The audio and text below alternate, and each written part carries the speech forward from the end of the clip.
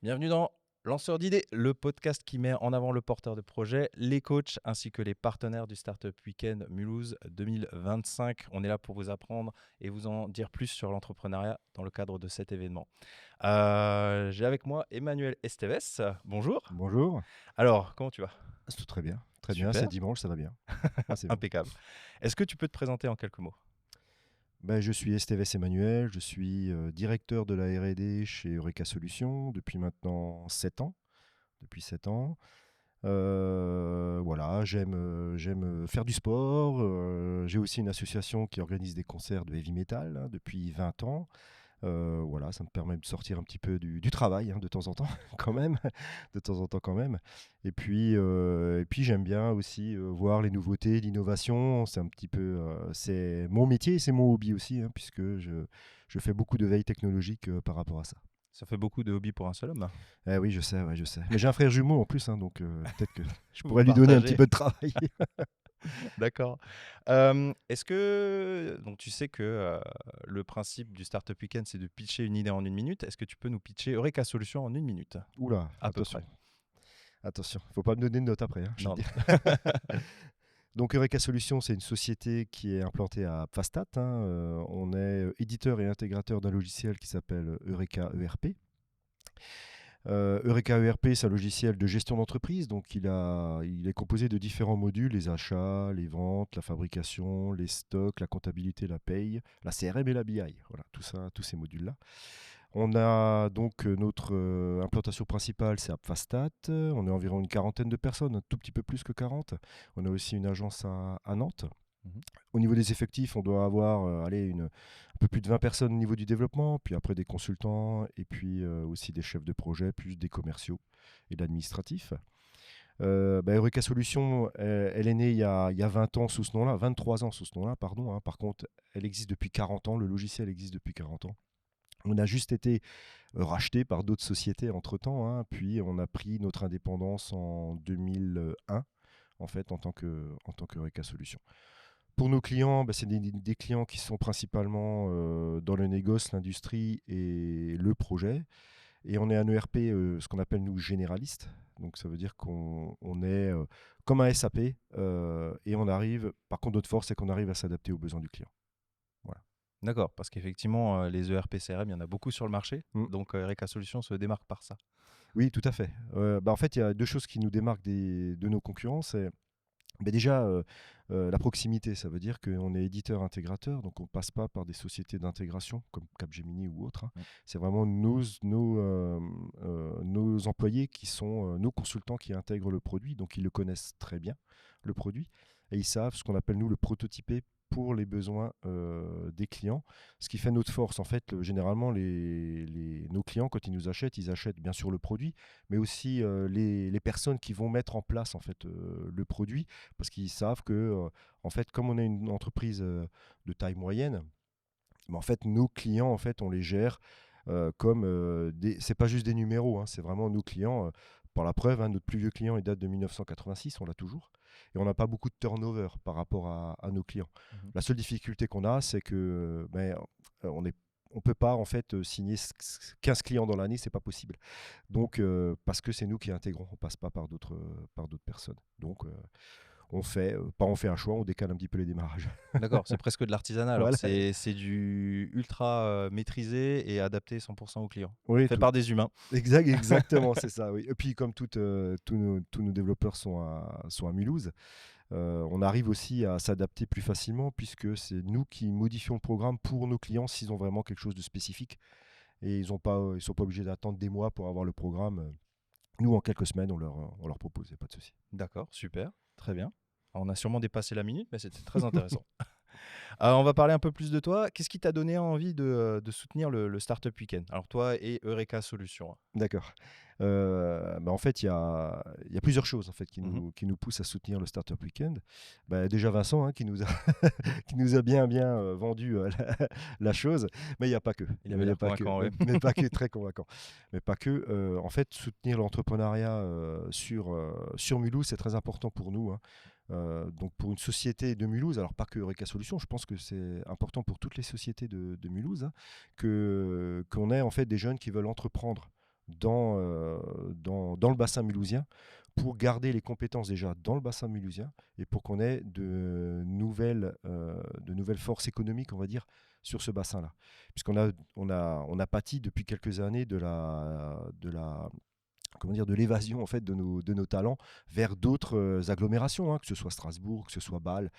D'ailleurs, la Suisse, c'est aussi un gros problème pour nous, que ce soit Bâle ou que ce soit même un autre Paris, par exemple, hein. Donc là, le fait de vouloir entreprendre ici, ça permet de garder les forces ici. Et en plus, on voit bien que depuis qu'il y a des nouvelles écoles qui sont arrivées sur Mulhouse aussi, hein, il y a beaucoup plus de jeunes qui sont ici. Et le fait d'avoir en fait le Startup Weekend, ça leur permet aussi d'avoir une structure pour, après leurs études, pour pouvoir proposer peut-être une entreprise, une envie d'entreprendre en fait pour avoir sa propre société. Et c'est vraiment important pour Eureka Solutions. Pas pour vendre hein, forcément notre ERP, ça c'est pas forcément commercial. C'est vraiment pour qu'on puisse garder en fait ces forces vives sur Mulhouse parce qu'on en aura besoin tôt ou tard quand on devra proposer des add-ons à nos clients par exemple, hein. C'est quand même bien d'avoir des entreprises de Mulhouse que l'on puisse proposer en dehors de Mulhouse et donc, puisque nos clients sont français, un peu partout en France. D'accord, voilà, je comprends bien. Ok, merci pour cette réponse et merci d'être sponsor du Startup Weekend. Ouais. Par rapport à toi plus particulièrement, est-ce que tu saurais nous parler, pour les gens qui te découvrent, de ton premier job et qu'est-ce qui t'a appris? Alors, déjà, on va parler un petit peu de mes études parce que ça découle de là. Donc, en fait, dans mes études, j'ai fait un BTS informatique industrielle. Donc, j'avais une voie tout tracée pour faire de l'informatique industrielle. Donc, un peu d'automatisme, création de cartes, des choses comme ça. Et mon premier stage, je l'ai fait dans une société qui faisait donc de l'informatique de gestion. Et ouais. Et donc, je suis resté dans ce stage, ils m'ont gardé, et puis depuis ce temps-là, j'ai plus fait d'informatique industrielle, j'ai fait de l'informatique de gestion. Après, j'étais développeur, hein, donc développeur comme toi, hein, donc j'étais développeur ERP, on va dire, hein, chez nous, développeur ERP. Puis après, je suis passé consultant, je suis passé chef de projet, donc il y a la progression, ça aussi. Hein. Faut pas se dire que développeur, c'est un point d'arrêt. Hein. On peut être développeur et après progresser. Et si on a des velléités pour pouvoir, en fait, on va dire, pitcher, par exemple, ou bien former, où on peut très facilement passer, c'est même plus facile de passer consultant, pour aller chez les clients, essayer de comprendre leurs problèmes, et puis essayer de les résoudre par des logiciels. Comme on était développeur, on a cette petite faculté à savoir quel est le bon logiciel à un moment donné. Et voilà, donc j'étais passé chef de projet, et puis après, donc j'étais chez IFS. Et après, Eureka Solutions cherchait un développeur R&D, et je me suis dit, bon, se déplacer 4 jours par semaine, ça commençait à être fatigant. Donc je suis revenu développeur R&D, et puis après j'ai progressé jusqu'à directeur R&D depuis 7 ans. Donc ça fait 17 ans que je suis chez Eureka Solutions quand même. C'est un beau chiffre, c'est un beau nombre. Et toujours satisfait de ta position? Ah oui, très bien, très bien. Ok. Bah, après, c'est vrai que c'est surtout l'équipe qui fait la force. Ça veut dire que j'avais quand même la capacité à créer mon équipe, en fait, quand je suis arrivé directeur R&D, puisqu'en R&D, on n'était que 2 à l'époque. Donc monter une équipe, maintenant on est pas loin de 10 hein, en R&D. Hein. Donc monter une équipe avec des compétences différentes dans différents sujets, ça a été comment dire, très motivateur en fait. Très motivateur. Et puis surtout que je suis arrivé dans une époque où il y avait des changements.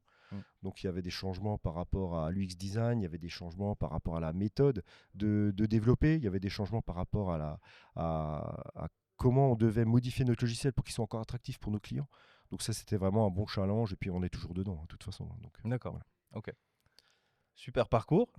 Avec ta réaction au début, j'ai cru que tu allais nous dire que tu avais fait une formation en musique ou hardcore, hardcore Là, guitariste. ça, c'est à côté. Ça, c'est la vie derrière, d'accord. C'était à côté. On va pas poser plus de questions là-dessus. Mais je te donnerai le CD de mon groupe après. D'accord, Si tu veux. c'est gentil. Toujours par rapport à toi, si tu pouvais changer une chose actuellement dans le monde du travail, vraiment globalement, ou de l'entrepreneuriat, ce serait quoi, selon toi? Alors, qu'est-ce que je changerais dans le monde du travail, l'entrepreneuriat? Un petit truc qui ferait que ça pourrait faire bouger les choses. Ah bah déjà, je changerais, je pense, tout ce qui est administratif. Ça veut dire faciliter la création d'entreprises. Alors, il y a déjà des choses qui ont été faites, hein, mais je pense que ça reste encore très, peut-être compliqué pour trouver les informations. Et c'est un petit peu le problème qu'on a, nous, en France, hein, au niveau de l'administration. Hein, c'est que quand on veut créer une entreprise, on est obligé d'aller voir différents partenaires, et c'est pas forcément qu'un partenaire qui va vous donner l'information. Et ça, je trouve que c'est néfaste au niveau au niveau des créations d'entreprises, parce qu'on est obligé de se faire aider pour créer son entreprise, d'aller voir des consortiums pour avoir peut-être aussi des aides, hein, ça aussi. Hein. Les aides, c'est pas simple, hein, en fait, à trouver hein, en ce moment. Et après, même si on a les aides, même si on a créé notre entreprise, qu'il y ait en fait quelqu'un qui suive en fait le déploiement de l'entreprise, peut-être comme les Startup Weekend avec des coachs hein, qui permettent de les aider et de se dire qu'au bout d'un an, alors on a déjà vu hein, un nombre d'entreprises faramineuses qui coulent au bout d'un an. C'est pas parce que l'idée n'est pas bonne. Hein. C'est parce qu'administrativement, il y a eu des couacs, il y a eu des choses, il y a eu des... Donc ça, je trouve dommage. Et on devrait prendre exemple un petit peu de ce qui se passe dans les pays à côté, hein, l'Allemagne ou bien la Suisse, hein, où ils ont vraiment tout un parcours de suivi des entreprises qui se mettent en place dans leur canton, pour la Suisse par exemple, hein, et qui permettent en fait de se dire qu'au bout de quelques années, ils vont les suivre pendant 2-3 ans et après ils les laissent naviguer en fait tout seuls. Hein. Mais au moins pendant 2-3 ans, ils ont été coachés, pitchés et ils ont même eu des subventions pour que leur idée prenne forme, alors que ce soit industriellement. Alors le plus dur c'est industriel, hein, parce qu'il faut quand même du matériel par rapport à ça. Après numérique c'est un petit peu plus simple, parce qu'à part avoir un PC et puis avoir des bonnes idées, on va dire qu'on arrive à le faire. Mais ça permettrait, s'il y avait un suivi, d'avoir beaucoup plus de résultats à la fin et d'avoir vraiment des sociétés qui tiennent le coup et qui restent. D'accord, je comprends. Tu disais que Eureka Solutions existe depuis 40 ans. Ouais. Donc c'est vrai que ça a traversé quand même quelques dizaines d'années. Est-ce que tu as l'impression que par rapport à l'époque d'avant, c'est plus difficile maintenant de nos jours de créer une entreprise, justement, de la faire vivre et de se lancer? Tu dis ça parce que j'ai des... Non, pas du tout. C'est ça? Je me suis basé sur les chiffres, tu as dit 40 ans. Alors, Est-ce que c'est une sensation vue de l'extérieur? alors, est-ce que c'est plus... Alors, je trouve que c'est plus compliqué. Est-ce que c'est plus compliqué actuellement? Je veux dire, peut-être non, si on connaît. Si on connaît, si on sait comment faire, on y arrive beaucoup plus rapidement, on va dire. À l'époque, on avait un intermédiaire, c'était la CCI, puis on allait là-bas, puis eux, ils s'occupaient un petit peu de tout. Hein. Maintenant, on a Adira, Grandinov, on a plein de structures hein, qui gravitent autour de ça, qui sont spécialisées dans des domaines en plus. Donc ça veut dire qu'après, si on ne trouve pas la bonne structure, si on fait de l'industrie, il faut aller voir telle ou telle structure. Si on fait du numérique, c'est telle ou telle structure. Voilà. Donc il y a beaucoup plus d'acteurs. Et ce que je trouve qui est beaucoup plus compliqué maintenant, c'est qu'en fait, il y a beaucoup plus de métiers aussi. C'est vrai. À l'époque, alors on peut prendre le parallèle avec les études. Hein. Avec les études, on faisait de l'informatique de gestion, de l'informatique industrielle, hein, on va dire ça comme ça. Hein, et puis c'était fini. Hein, on était informaticien. Voilà, exactement. Maintenant, il y a tellement de voies, tellement de cursus, que finalement, tout ça pour avoir différents métiers.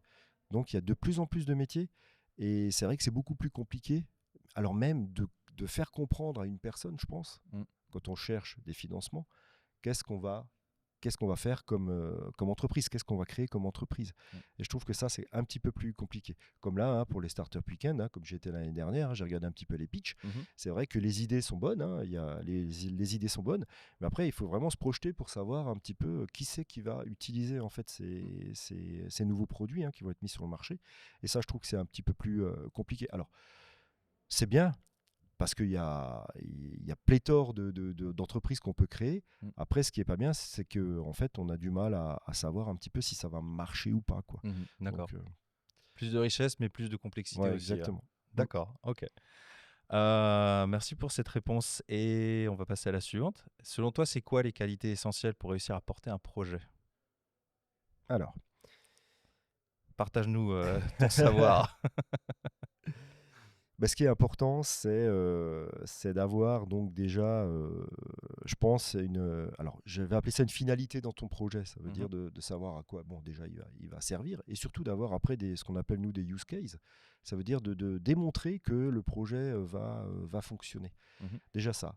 Après, comment l'emmener hein, donc là, il faut avoir quand même, je pense, un bagou pour pouvoir vendre ce projet.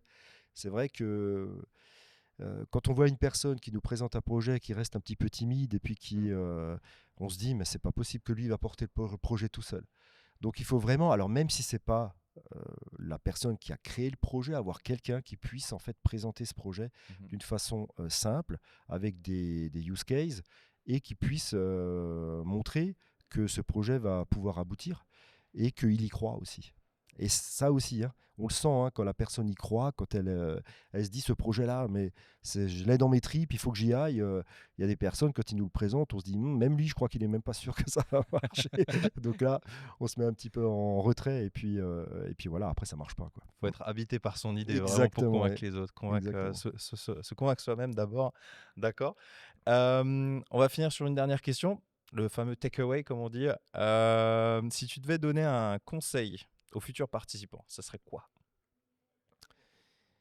Aux futurs participants du Startup Weekend. Là, c'est vrai que tu as Ouais. déjà donné un conseil assez intéressant de venez pitcher un projet auquel vous croyez.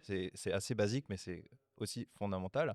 Alors du coup, je te repose la question, s'il y a autre chose que tu veux ajouter pour venir. Tu avais participé à la finale l'an dernier en tant que dans le public. Et ces participants, qu'est-ce que tu leur donnerais comme conseil du haut de ton expérience? Alors, le conseil que je vais donner, c'est posez-vous la question déjà, qu'est-ce que votre projet apporte de différent par rapport aux autres? C'est-à-dire, qu'est-ce qui est innovant dans ce projet? C'est ça, c'est l'innovation qui va en fait permettre au projet d'aboutir. Si vous venez et vous faites, je donne un exemple, hein, si vous faites un logiciel qui existe déjà, bon, ça existe déjà, hein, par contre, vous donnez un petit peu d'innovation dessus parce qu'il est plus simple à utiliser, oui, ça peut être quelque chose qui fait la différence. Par contre, il y a déjà quelque chose qui existe sur le marché. Si vous arrivez à quelque chose d'innovant qui n'existe pas, c'est sûr que ça va être plus compliqué de le vendre, puisque ça n'existe pas. Mais par contre, on est sûr que si ça perce, ça marchera, puisque personne n'est sur le marché.